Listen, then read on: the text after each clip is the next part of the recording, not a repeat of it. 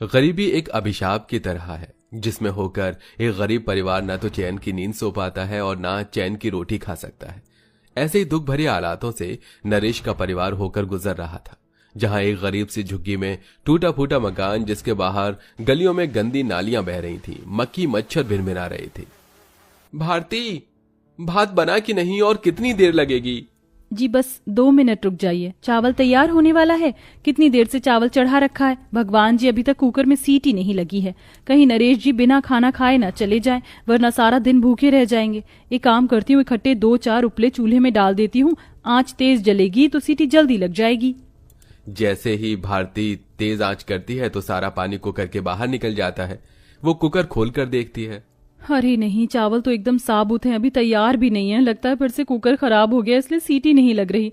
अब क्या करूं, बड़ी मुश्किल से तो बनिए ने उधार पर इतने से चावल दिए थे, यही खाना पड़ेगा। निराशा के भाव से भारती कच्चे चावल ही नरेश को थाली में परोसती है। नरेश जी, माफ कीजिएगा, चावल थोड़ा कच्चा रह गया होगा और बनाने के लिए कोई सब्जी थी नहीं, इसलिए अचार दे दिया। अरे पगली, इसमें इतना दुखी क्यों हो रही हो? परमात्मा ने जितना दिया है बहुत है।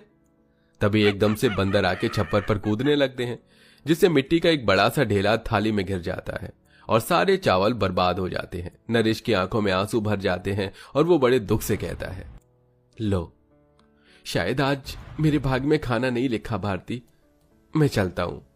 तभी भारती कुकर ले आती है। अजी, कुकर दोबारा से खराब हो गया, इसको बनवा ले आना।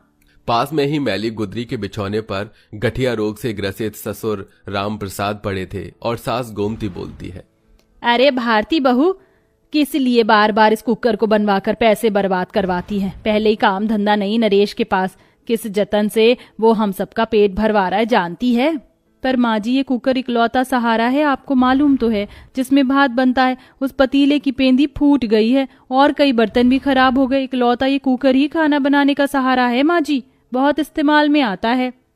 लाओ तुम ये कुकर मुझे दे दो भारती, मैं बनवा ले आऊंगा। इतने के बाद नरेश काम पर निकल जाता है। तभी 5-6 साल की शालू पलक खाना मांगती है। मम्मा मम्मा, मुझे बहुत जोर से भूख लगी है, ताना दे दो। ले ले मेरी प्यारी बिटिया रानी को भूख लगी है, मैं तुम दोनों को एक ही थाली में दे दूं खाना, खा लोगी?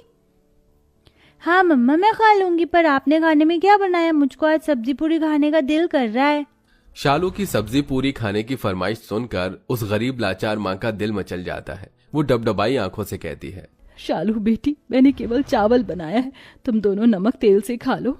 मुझको नहीं खाना है नमक तेल चावल, वो बिल्कुल भी टेस्टी नहीं होता। मम्मी, हमारे अड़ोसी पड़ोसी तो डेली डेली कितना स्वादिष्ट खाना खाते, तुम भी बनाओ ना।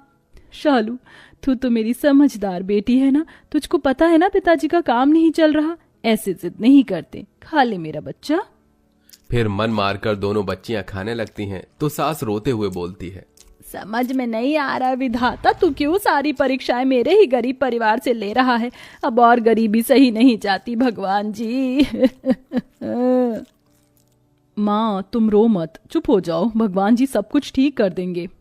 ऐसे ही दिन ढलता है। नरेश सारा दिन लेबर चौक में बैठा रहता है। भगवान जी, पूरा दिन गुजर गया, आज तो 1 रुपया नहीं कमाया। घर पर राशन पानी कहाँ से लेकर जाऊंगा, क्या करूं? मन शांत करने के लिए वो कुछ दूर में बसे जंगल में आके पेड़ की छांव में आराम करने लगता है। तभी एक 70-75 साल का बूढ़ा कमजोर आदमी सिर पर पिटारा लिए जा रहा था। राम, अरे कितना कड़ा घामा हो रहा है। कोई बात नहीं, थोड़ी दूर और जाना है। बुजुर्ग के कमजोर शरीर को देखकर नरेश को उस पर दया आ जाती है। लाइए बाबा, ये पिटारा मैं उठा लेता हूँ। अरे तुम्हारा बहुत बहुत धन्यवाद बेटा, लाओ तुम्हारा कुकर मैं ले लेता हूँ। अरे नहीं नहीं काका, रहने दीजिए। बेटा, तुमने भी तो मेरा बोझ उठाया है, तो मेरा भी फर्ज बनता है कि मैं तुम्हारा बोझ उठाऊं। जीवन की गाड़ी ऐसे ही चलती है, मुझको बस 2 कोस दूर ही जाना है।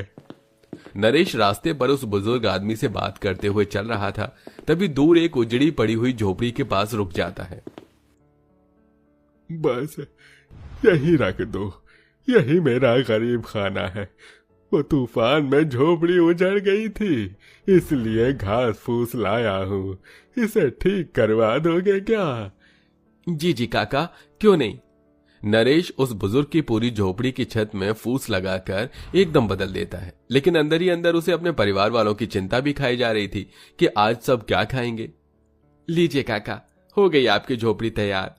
अरे, तुमने इस बूढ़े का टूटा घर तिनकों से फिर बना दिया। कहो, मैं तुम्हारे किसी काम आ सकता हूँ? सुनते ही नरेश के दिल के अंदर का रंजो गम आंसू बनकर झरझर बहने लगा। उसने अपने घर की सारी व्यथा बताई।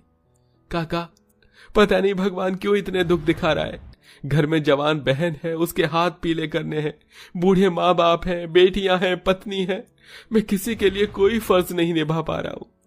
अरे बेटा, धीरज धरो। ईश्वर सच्चे इंसान की परीक्षा तो लेता है, लेकिन उसका हाथ भी नहीं छोड़ता। लाओ, मैं तुम्हारा कुकर बना देता हूँ। पर काका, आप कैसे?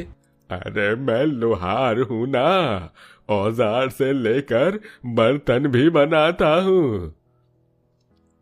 वो बूढ़ा व्यक्ति कुकर पर छेनी चलाता है। उसके छूते ही कुकर में सोने सी रोशनी भर जाती है और जाते वक्त वो बुजुर्ग काका मंद मंद मुस्कुराते हुए बोले, जाओ बेटा, आज तक तुम्हारे घराने ने जितने भी आंसू बहाए हैं वो आनंद में बदल जाएंगे।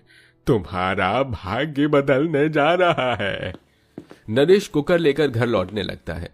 तभी आधे रास्ते में पहुंचने पर एक लूला लंगड़ा मुसाफिर उसे खाना मांगता है। थाना थाना, ओ भाई, मुझको खीर खाना है, खीर। नरेश ने बोझिल दिल से कहा, क्षमा करना भाई, मगर तुम्हें देने के लिए मेरे पास कुछ भी नहीं है। इतने में कुकर हीरे की तरह चमकने लगा और लबालब खीर से भर गया, जिसे देखकर नरेश आश्चर्यचकित हो गया। असंभव, ये क्या चमत्कार है? बिना ईंधन जलाए कुकर में खाना कहां से आया? तभी जादुई कुकर बोल पड़ा, नरेश, मैं एक जादुई कुकर हूँ। तुम मुझसे जो मांगोगे मैं तुम्हें वही खाना दूंगा। ये सुनकर नरेश बड़ा खुश हुआ। आपका बहुत बहुत धन्यवाद जादुई कुकर महाराज, मगर इस भोजन पर मेरा हक नहीं है। नरेश ने एक केले का पत्ता तोड़ा और पूरे दिन ईमान से सारी खीर उस लूले व्यक्ति को देकर आगे बढ़ा, जहां 5 अनाथ भूखी बच्ची उसकी प्रतीक्षा में बैठी थी। तभी गौरी ने सोना मोना से कहा, देखो देखो बहनों, राजा जी आ गए। कौन हो तुम सब बच्चियां? मैं गौरी हूँ और ये मेरी बहनें सोना मोना चिंकी पिंकी हैं। हम सब भूखे हैं, हमें भोजन खिलाकर तृप्त कीजिए। हाँ, ठीक है, जो खाना है बता दो। मुझे पुलाव, गुलाब जामुन और शाही खाना खाना है, और मुझको इमरती खाना है। बच्चियां जैसे जैसे इच्छा जताती हैं, जादुई कुकर में से वही खाना निकलकर उनके सामने पेश हो जाता है।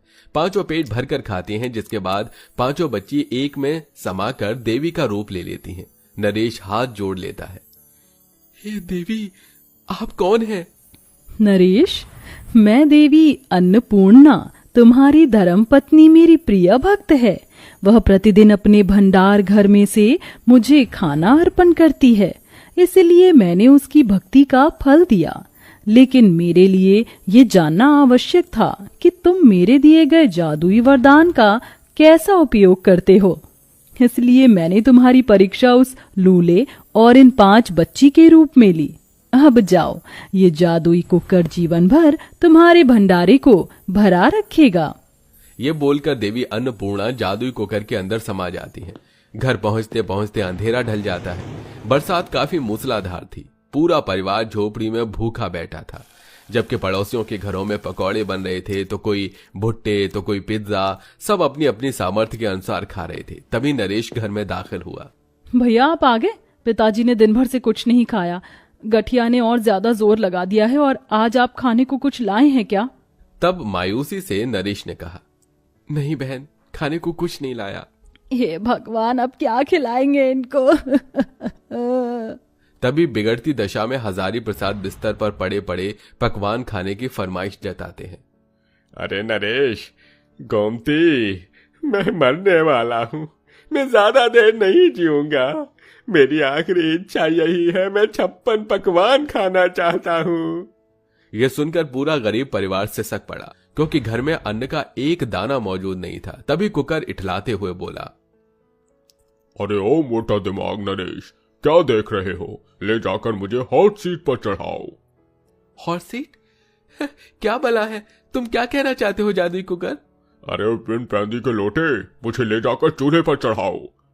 नरेश ने जादुई कुकर को चूल्हे पर रख दिया। कुकर में से किसी खरे सोने के समान रोशनी निकलने लगी और तरह तरह के पकवान जैसे बालूशाही, मटर पनीर, शाही पनीर, पालक पनीर, भुजिया, गुजिया, शाही टुकड़ा, मिठाई, सबसे भरी 56 भोगों की थाली आ गई। पूरा गरीब परिवार जादुई कुकर के अनोखे जादू को देखते रह गया। तभी जादुई कुकर कॉमेडी करता हुआ बोला, अभी आंखों से कत्ल करने का इरादा है क्या? हाँ, चलो जल्दी जल्दी बुढ़ऊ गद्दा को पकवान खिलाओ। ये भगवान, ये कुकर है या जिनका खजाना कैसे पटर पटर बोल रहा है? बहू, चीटी तो काट, कहीं मैं सपना तो नहीं देख रही? जी माँ जी। भारती अपने सास को जोर से चींटी काटती है। मतलब कि हमारे घर में हकीकत में जादू वाला कुकर आया है। प्यारे जादुई कुकर, मैंने आज तक कभी पुलाव नहीं खाया, तुम दोगे? बिल्कुल मिलेगा, जादुई कुकर में सब मिलेगा। अगले ही पल जादुई कुकर लबालब पुलाव से भर गया, जिसे देखकर गरीब गोमती फूले नहीं समाई और पेट भर कर खाया। फिर बच्चों ने भी अपनी फरमाइश का खाना मांगा। जादुई कुकर, हम दोनों को मंचूरियन और चाउमीन खाना है, तुम दोगे? तभी जादुई कुकर ने मुंह बिचकाते हुए कहा, वैसे तो मेरी चीन वालों से नहीं बनती लेकिन तुम्हारे लिए देता हूँ, ये लो। तभी दोनों के सामने जादुई कुकर में से मंचूरियन और चाउमीन भी हाजिर हो जाता है और सब पेट भरकर खाते हैं। उस दिन जादुई कुकर की बदौलत उस गरीब परिवार में खुशियां ही खुशियां फैल गई थी। उन्होंने जो भी खाना फरमाया, जादुई कुकर ने उन्हें सब कुछ दिया। साथ में वो लोगों की भलाई के लिए जादुई कुकर का इस्तेमाल